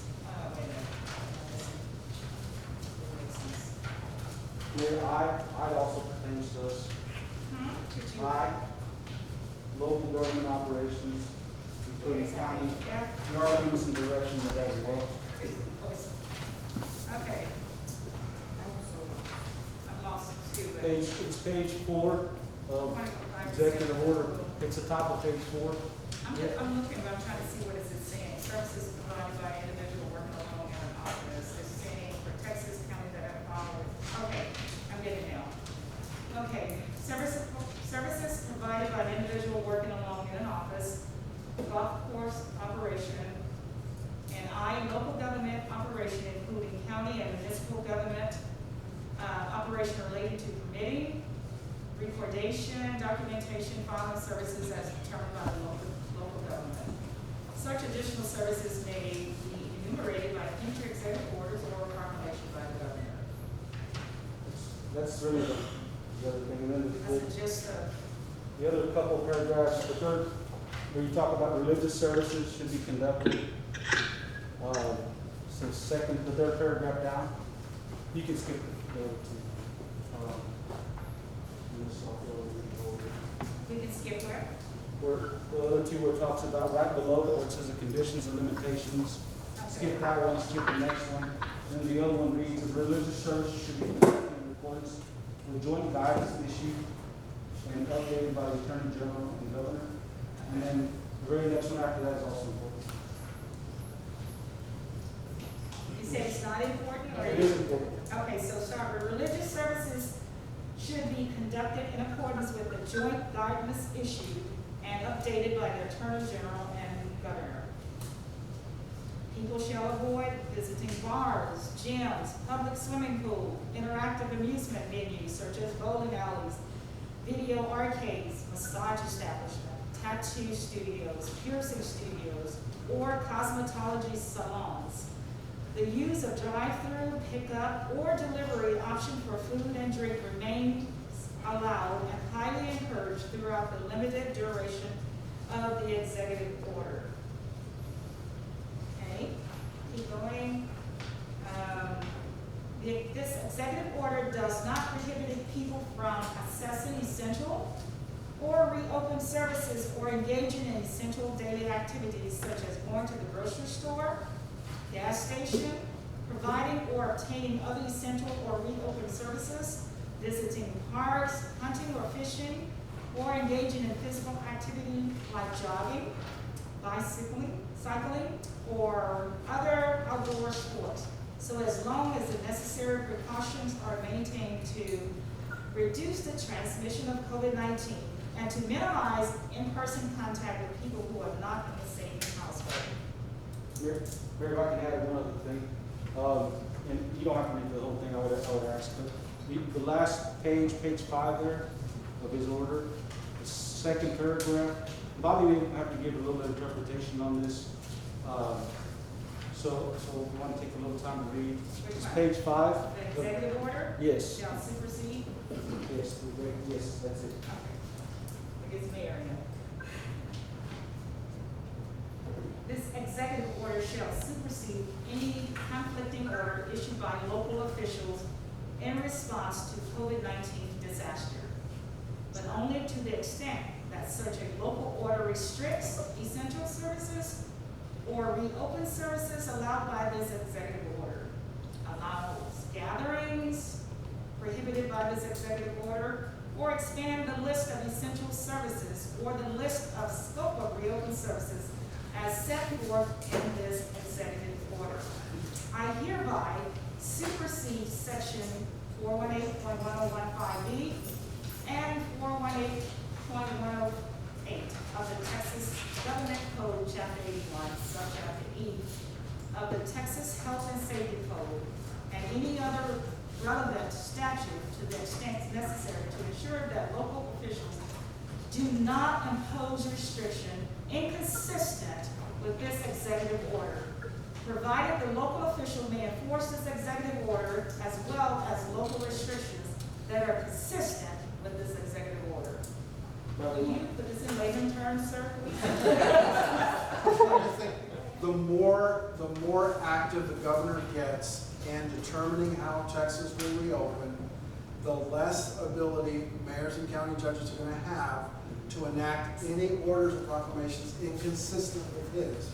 So essentially, it's so much See, easier. I can't hear you. Can you speak in the mic, please?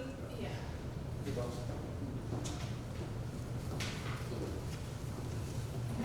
It's going to be so much easier for all of us simply to follow what the governor orders as we move forward. It may change, but as he's changing things, it's just so much easier for us to follow what he's telling us we can do and we can't do instead of issuing local proclamations at this point. The sentence that Mr. Mays just asked you to read basically says his orders supersede any local orders that are in conflict with his. He invites us to enforce his orders and our own so long as they are not in conflict. So in order not to confuse anyone, it's just much easier, I think, moving forward, unless you feel otherwise, just to start following what the governor says as it relates to how it applies locally. Okay. Mayor, I have a question for Bobby. Yes. I got a couple of they screenshotted me some videos of the governor pertaining to face masks. I sent it to Federico, where he said that we cannot force them to wear the face mask. However, and we cannot cite them for it. We could encourage it, but we could not make it mandatory. Well, to answer your question, the whole thing about the face masks was a recommendation. The ordering of face masks were local orders. The governor never ordered that. He was consistent all along from the very beginning in terms of recommending everything consistent with being safe. He even says in this particular executive order, you know, same thing he mentions, $1,000 fine, 180 days, but we're free to enforce local ordinances. But to answer Mr. Rodriguez's question, I've told you before, I don't like enforcing anything in conflict with what the governor's office has been dictating, because it becomes a local enforcement matter only. That is, if we're trying to enforce a local order that isn't a statewide order, then it's a municipal court matter. But what we can expect to get in defense of whatever action somebody takes when they get cited is to say it wasn't ordered by the governor, it was ordered by the city, and you know, it's just going to be one of those things that's going to be a more prolonged process. So again, at this point, for purposes of enforcement at all, I mean, look at all of us here this evening. Almost all of us have masks, and everybody pretty much is acting consistent with that. So I think if we just enforce the governor's orders, we're going to be okay, and keep recommending, you know, as you've been recommending and ordering all along, consistent with being safe. Thank you, sir.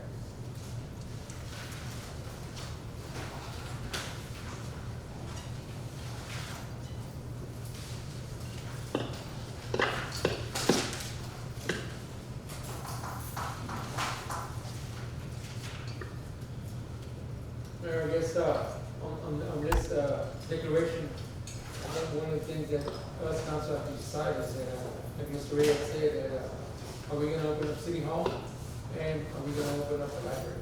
I guess that's the two things we have at stake right now.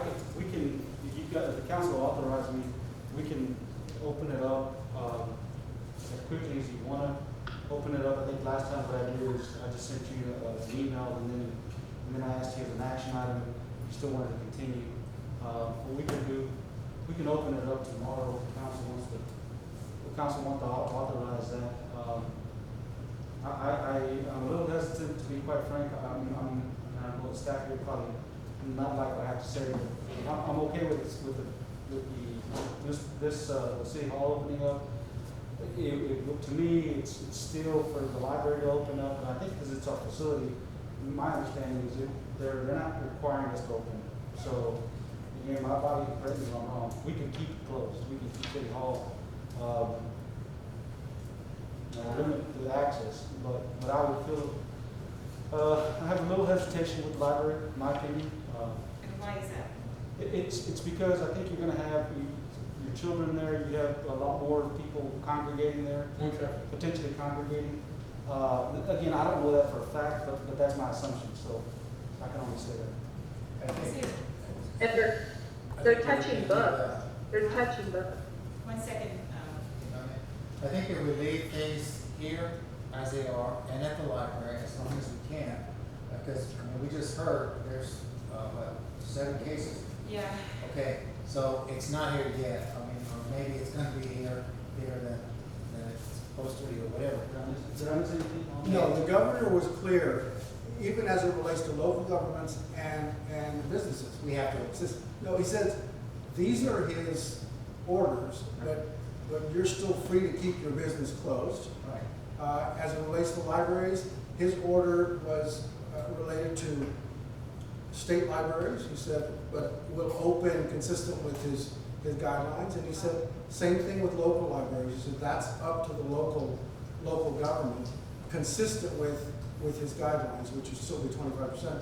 You don't have to open them, but if you want to, you know, consistent with the 25%. He said the same thing about businesses. Sure. You don't want to open, you don't have to. I think the same thing goes with the parks. our local parks. Close as long as we can. We can do that. I mean, I don't know.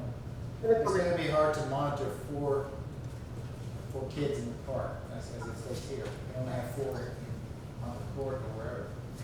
Well, they mainly targeted for golf and tennis. That's Yeah. what he mentioned. You can go to play golf, and it's tennis. Can I have a comment? Okay. I think we need to consider keeping the library closed, because until we get a process of how we're gonna wipe down these books, a lot of people go there to use the internet, the computers. If we have enough Clorox on hand, Lysol on hand, disinfectant to get it prepared for people to come in and out of there. Kids sit on the beanbag as well, they sit at the table, and they use the restroom. I think right now that there's no urgency to open that up. A lot of the schools provided laptops and Wi-Fi to these children. They're doing Reading Plus online. I have 4 kids doing Reading Plus at home. The other thing of City Hall, I would suggest to also keep it closed. I think the drive-thru is working out very well right now to keep our employees safe. A little bit longer. We do have 7 cases, 4 of them were confirmed today, and I know there'll probably be more. We don't want more, but the reality is it's coming. And the parks, I suggested to stay closed, with the businesses, if the restaurants open, that's what the governor is wanting, but I know, I use the drive-through. But we just gotta really take it into consideration that we got 4 tests back positive. We also have a big amount of people that work at immigration facilities. They're waiting back for a lot more tests of the batch they got in. So we really gotta take into consideration people's safety. I know we're all anxious to get our lives back to normal, but a lot of us are getting used to this right now, and I think safety overpowers satisfaction, so I would do whatever we can stay closed for safety for a little bit longer. Give us a couple more weeks, let's see how it looks, and then slowly open up with phases, just like the governor is doing our state. And if I may, I think it makes a lot of sense because, especially, just take the library for example. What Mr. Rodriguez mentioned, on top of, it's having the staff and the resources to be able to constantly clean everything from doorknobs and handles and computers and the restroom, and staff is just going to be, staying on top of that. Here at City Hall, it would be the same thing. And if employees had to be out of the parks, I think just reactivating, reopening businesses might take a little bit of staff resources and PD resources just to keep up with how that's going without having them further, having to keep track of libraries, City Hall, and parks and so forth. It's going to be a little bit of a ramping up because everything that they're going to have to do consistent with monitoring is not part of what was originally, budgeted or part of their job description. So it still takes them away from that on top of what they're still responsible to do. Yes. So now, I understand we're talking about now the library and City Hall. Now, the other question I have is that, how about the face masks? I think. Face masks? Well, I saw a lot more people wearing them. Yes, ma'am. I was out all weekend. I think it caught on real good. I think it caught on real good. I mean, and the fact that the Billy case is a community spread, it's not travel related, not geo-connected. So, I think the best move is to remain, with the face mask because, we just don't know. Yes. We don't know who's infected, being that people can be infected, not even have symptoms, so I'm for the mandatory face Yes. mask, and, it just, that's for our community.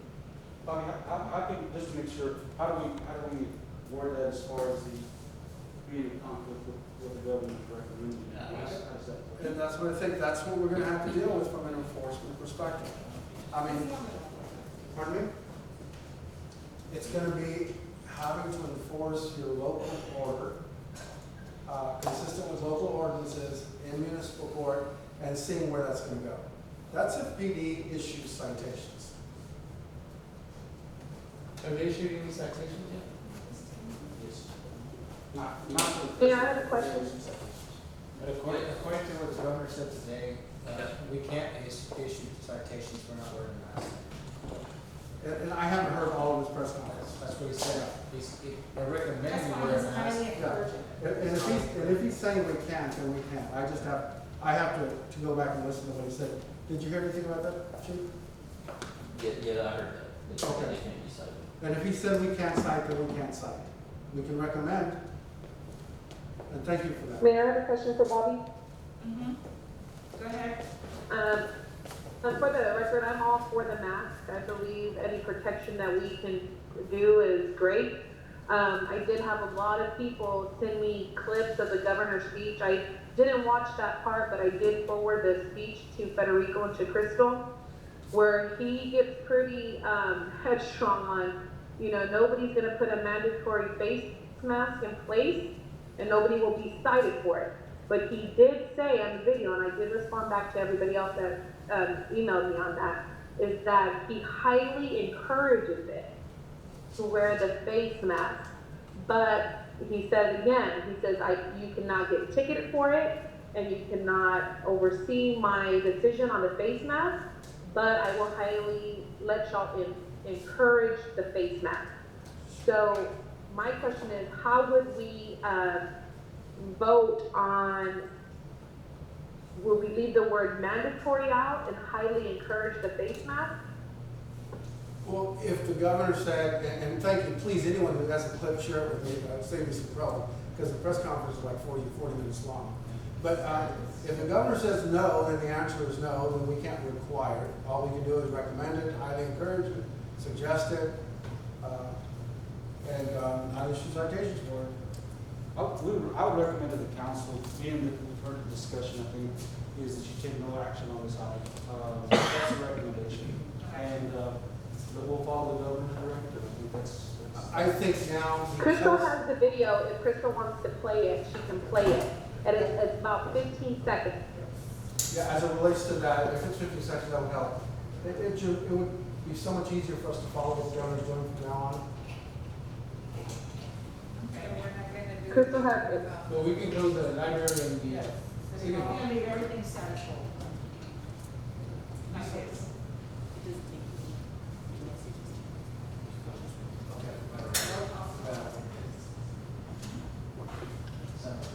Some of the businesses we can open. The question, Mayor, I'm sorry. The questions that I'm getting from the people on here is, are we able to make the businesses mandatory to enter? Like, can we put mandatory for them to go, like, in order to go into H-E-B, Walmart, stores? Could we mandate that they have to use the mask for those locations? That's the question they're asking now. No, because Walmart employees cannot tell the citizens they have to wear a mask.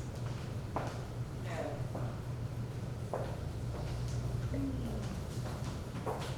It's the question they're asking for the people that are very interested in wearing this mask. Huh? They didn't let me in Walmart without my mask. Oh, they, And the chief just showed me what the governor said. I had my mask around my neck and I forgot to put my handkerchief on and they told me, The chief just showed me what the governor wrote, and I said, as it relates to the masks, I'm just saying, let's just follow what the governor says, and we're not gonna have any problems. okay, so we highly encourage Right. that we mandatorily. And that can be on the website. We don't, like Mr. Clay said, we don't have to take any action on the item at all. And we could certainly recommend highly on the website, that people wear masks. We can put something on the website. Go ahead, One of the things that the governor did say also is that those businesses that want clientele, customers, need to do their best to make sure the customers are safe, as safe as possible, right? Keep themselves safe by wearing masks, by social distancing inside the store and so forth, right? That's not necessarily happen in all cases here sometimes. And what he suggested is to all businesses. If you want customers, you need to try to do those kinds of things to keep your customers safe. So, some people will not be making it out to some stores if they don't feel safe, bottom line. Councilman Scodia. Mayor, so where's the conflict between the declaration that is gonna expire today on us, 27th, to the declaration that the governor is gonna start on May 1st? Where's that gap? The gap is 25% of the businesses, No, ours ends today, the 27th, right? yeah, ours not today. So the businesses have to be addressed and a mask. That's about it. Well, and we also have to, we cannot start tonight with their order, which starts So it's Friday. Right. So do we have to meet again, or can we just put, starting on Friday? If you take no action, then whatever the governor says is what goes. Oh, okay, Yeah. okay. Okay. Except for We just the, follow the governor's declaration. except for the city hall, library, park, in this particular case. We're, that's our discretion. Right. Whether we wanna keep it open or closed, whatever, that's on us. Okay. So, no action? But City Hall and Library wasn't part of the mayor's declaration, was it? No, Yeah. it was not, it was an action item moved to separate action. So that still remains in place. So, if you take no action this evening, it just means whatever the governor's declared, that's what's gonna happen. All right. So, no action? One other thing, just real quick, I'm sorry, I just completely forgot this. And I think I know the answer, to this, but the rentals to Civic Center, all these locations, we are not gonna allow for it, so we wanna make sure that that's what we agree, that's a city call. And then, if we're allowing some of the restaurants to have 25% of their occupancy, okay, we only, that's not that many, because it has to be monitored, not have the place packed. So then it becomes a police compliance problem. So- It does, but what the governor also said was that it's still a licensure and regulatory problem.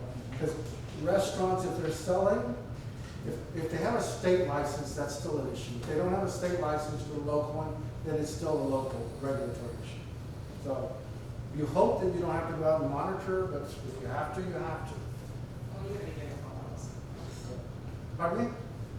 I just say that if our guys are not monitoring, the citizens definitely will get calls. Right. Oh, yes. All right. So on this particular item, we're gonna take, yes, Councilman No, Scott. I want to make a motion. Right.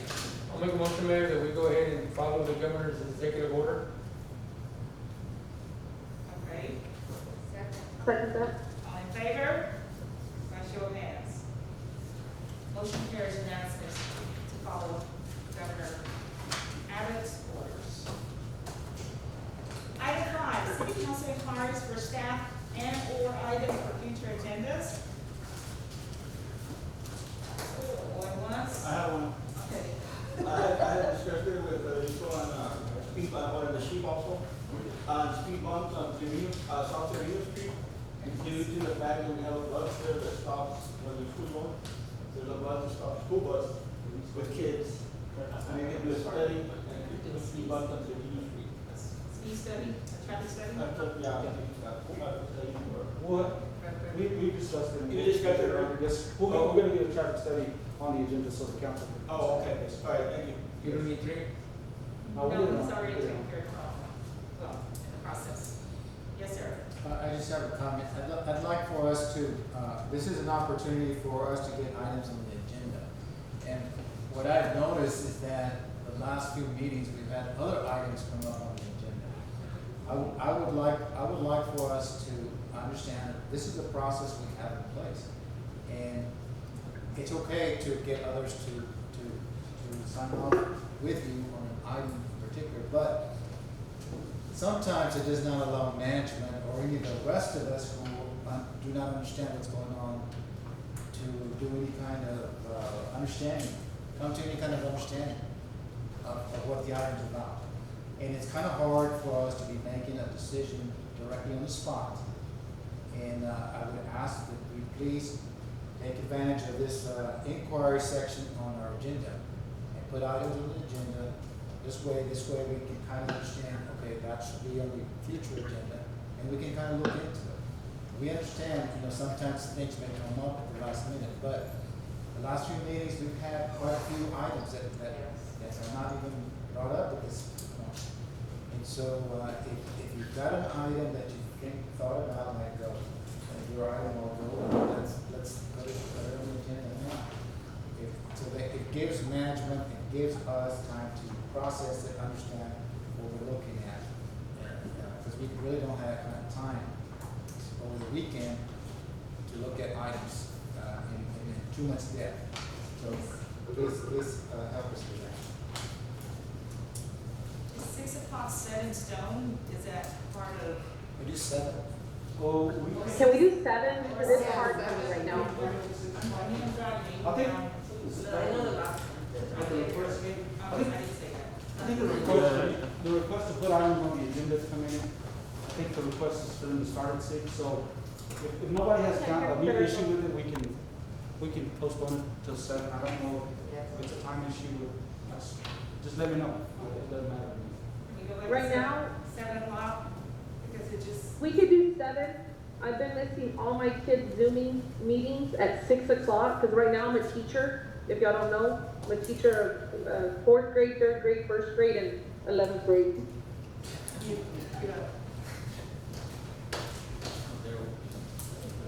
Okay. All right, 7 o'clock, it will be. If no, general announcements? Yes, I do have one. There on the packet that I gave you, the very last 2 pages, this is very important, because I know you'll be getting called on this. If you go back to the very last page of that, I received this information from the hospital administrator. I'm gonna read it to you. It says, Rico, I can't hear you. You're not talking to the mic. can you hear me now? Can you hear me now? Thank you. You can hear me now? Yeah. Okay, this is information we received from the hospital administrator. He says this is still a very fluid situation, but I learned today the state is planning on being on site at Freehold Regional Hospital this Thursday from 8, and I can't ever figure out this, whatever, 8 to 5 for coronavirus testing. This daytime only will be done by National Guard troops. So just make sure you understand that if you see troops out there, don't get all, we need to make sure the public knows that there's not a calamity or something wrong. It's just something they'll be doing, okay? The state is planning on being on site at Freehold Regional Hospital. Please let everyone know that we will likely be, there'll be likely to be fatigues, but no reason for alarm. Freehold Regional Hospital will continue our drive-through clinic through Wednesday, and we'll resume Friday, and we'll continue after Friday, until further notice.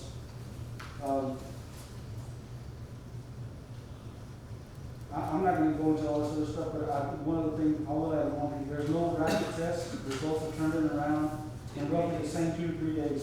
So again, these are things that the hospital, there's 211, somebody can help you, as far as questions to this. He also gave me the second to the last page. He did put, their advertisement, we put it on our Facebook page, and it's also on, our website, I believe. So we're trying to help out, and again, just, if y'all can just please pass the word, I just want to make sure that y'all were aware of it. Is there gonna be a cost? No, it's no cost, but you must, be symptomatic in order to get the free test. That's all. I have a quick comment on it was on the news today in New York. 70% of the hospitalized patients did not exhibit any symptoms of fever at all. That is alarming. That's There's a lot of Yeah, illness that's undetected, wow. 70% 70%. not exhibiting fever. Yeah, we have a lot of asymptomatic patients that are fine 1 minute and the next couple of days you intubated them, so that's COVID for you. Okay. Okay, so motion to adjourn, please. Motion. All in favor? So there's 7 people in the council.